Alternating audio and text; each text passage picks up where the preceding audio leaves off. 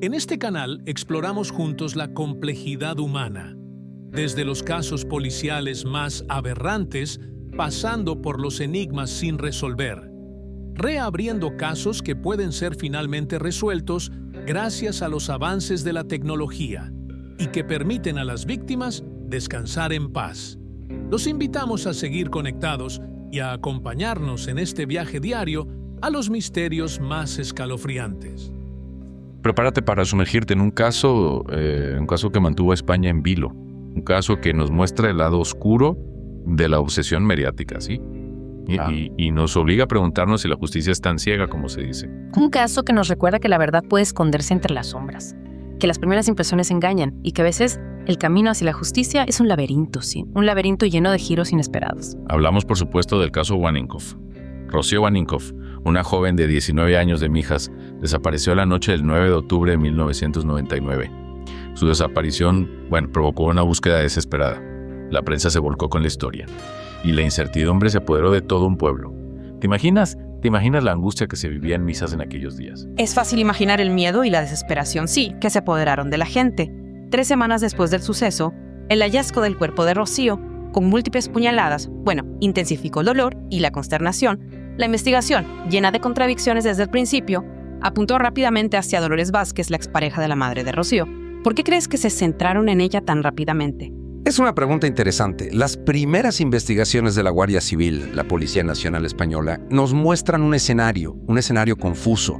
Había informes contradictorios sobre la escena del crimen. El novio de Rocío estuvo inicialmente bajo sospecha y se le dio una atención desmesurada a Dolores Vázquez, alimentada por la presión mediática y una opinión pública que exigía respuestas.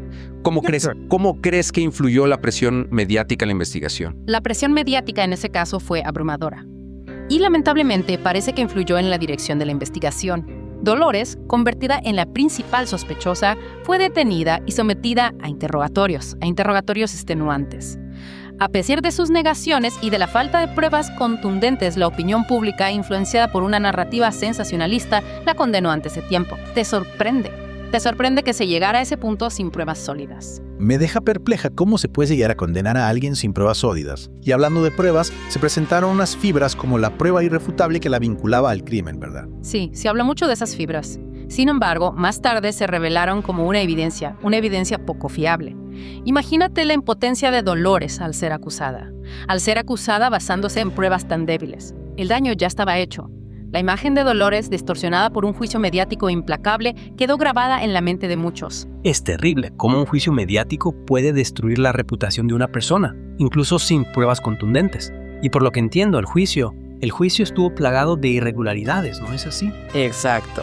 El juicio, marcado por irregularidades y una atención excesiva al carácter de Dolores, en lugar de a las pruebas, culminó con un veredicto de culpabilidad. La condenaron a 15 años de prisión. Es un ejemplo desgarrador de cómo la justicia puede fallar. ¿Qué te parece este veredicto a la luz de lo que sabemos ahora? Es un veredicto que, sabiendo lo que sabemos ahora, resulta escalofriante. Dolores fue condenada a pesar de la falta de pruebas sólidas y de las irregularidades en el juicio. ¿Cómo pudo pasar esto? Es una pregunta que nos persigue a todos los que hemos seguido este caso. Pero antes de ahondar en las consecuencias de este veredicto, la historia daría un giro inesperado 4 años después. Un giro que cambiaría por completo el rumbo del caso. Un giro inesperado. ¿Qué ocurrió? Esto es realmente intrigante. Cuéntame más. La tranquilidad de Coinao, un pueblo cercano a Mijas, se vio sacudida por la desaparición de Sonia Caravantes, una joven de 17 años. Ocurrió 4 años después del asesinato de Rocío. Otro caso terrible. ¿Qué relación tenía con el caso de Rocío Waninkoff? La sombra de la tragedia volvía a planear sobre la región. Y esta vez la ciencia forense desvelaría una verdad que cambiaría el curso del caso Waninkoff para siempre. El análisis de ADN, una herramienta que aún estaba en desarrollo en la época del crimen de Rocío, se convirtió en la clave para resolver el caso de Sonia. Espera, ¿estás diciendo que el ADN encontrado en la escena del crimen de Sonia? Sí, las pruebas encontradas en la escena del crimen de Sonia coincidieron con el ADN de un ciudadano británico residente en la zona, Tony Alexander King. ¿Y qué tiene que ver Tony King con Rocío Waninkoff? Prepárate, porque aquí es donde la historia da un giro escalofriante. El ADN de Tony King también coincidía con las pruebas encontradas en la escena del crimen de Rocío. Increíble. O sea que el hombre que asesinó a Sonia Caravantes también fue el responsable de la muerte de Rocío. Esto Esto desmorona por completo la teoría de la culpabilidad de Dolores. Exacto. La detención de King y su posterior confesión, su confesión de ambos asesinatos, destaparon un pasado oscuro y violento. King, con antecedentes de crímenes sexuales en el Reino Unido, había logrado evadir a la justicia durante años. ¿Te imaginas la sorpresa? La indignación de todos al descubrir la verdad. Es impactante. Es impactante cómo un criminal puede ocultarse a plena vista durante tanto tiempo. Y después de esta revelación, ¿qué pasó con Dolores? Su confesión y las pruebas irrefutables de ADN obligaron a la justicia española a revisar el caso de Dolores Vázquez. El segundo juicio, programado para el otoño de 2003, fue suspendido. Y finalmente se sobreseyó el caso, es decir, se desestimó. Por fin se hizo justicia para Dolores. Después de 17 meses de prisión, fue puesta en libertad, ¿verdad? Sí, pero la sombra de la injusticia la acompañaría para siempre. A pesar de la exoneración y la evidencia de un error judicial flagrante, Dolores no recibió ninguna compensación por el tiempo perdido, el daño a su reputación ni el sufrimiento infligido. Es indignante. Después de todo lo que sufrió, ni siquiera una disculpa formal por parte del sistema. El caso Waninkoff se convirtió en un símbolo de los peligros de la justicia mediática, la fragilidad del sistema judicial ante la presión popular y las devastadoras consecuencias de las condenas erróneas. La historia de Dolores Vázquez es un recordatorio de que la búsqueda de la verdad puede ser compleja y que a veces la justicia llega tarde, dejando cicatrices imborrables en las vidas de los inocentes. Pero el caso Waninkoff también nos plantea una pregunta inquietante. Si Tony King fue declarado culpable, ¿por qué el jurado popular en su juicio sugirió la participación de cómplices? Cómplices. Estás sugiriendo que Tony King no actuó solo. Esa posibilidad se planteó durante el juicio. Y la verdad es que hay ciertos detalles que no encajan del todo.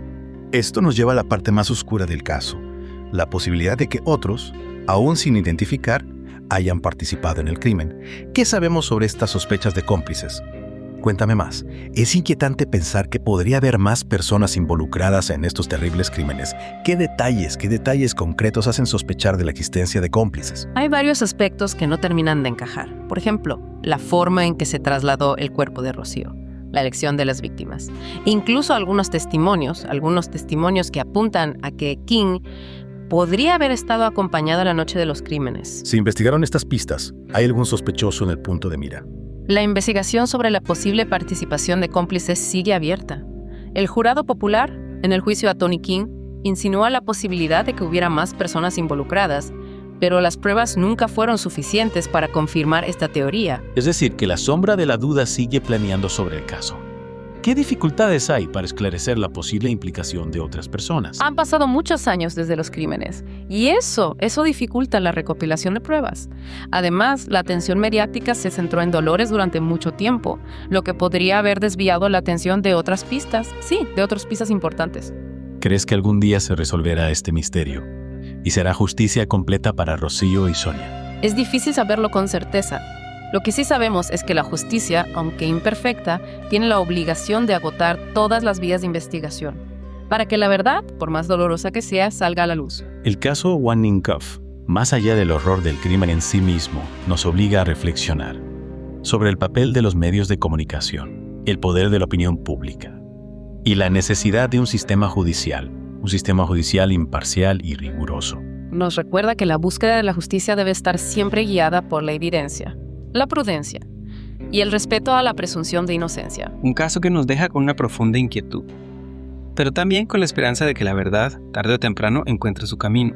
El caso Waninkoff es un recordatorio de que la verdad puede ser escurridiza, de que las apariencias engañan y de que la justicia a veces llega tarde y con un alto precio. Es un caso que nos invita a reflexionar sobre nuestra propia capacidad de juicio, sobre la influencia de los medios en nuestra percepción de la realidad y sobre la importancia de proteger la presunción de inocencia, como pilar fundamental de un sistema justo. Te dejamos con esa pregunta resonando en tu mente. ¿Qué podemos hacer para evitar que la historia se repita? Para que la justicia prevalezca sobre el prejuicio y para que la búsqueda de la verdad sea siempre el motor de nuestras acciones. Hasta la próxima inmersión.